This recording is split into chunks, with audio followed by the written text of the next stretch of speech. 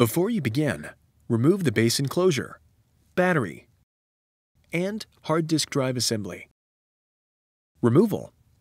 Disconnect the speaker cable from its connector on the system board. Remove the speaker cable from the routing channel on the top cover and touchpad button board bracket.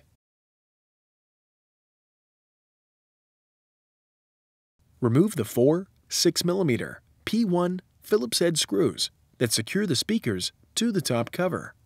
Lift the speakers off of the alignment pins on the top cover and remove. Replacement. Place the speakers onto the alignment pins on the top cover.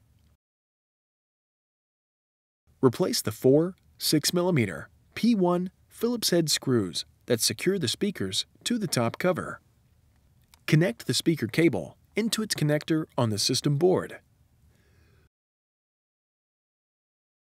Route the speaker cable through the routing channel on the top cover and touchpad button board bracket.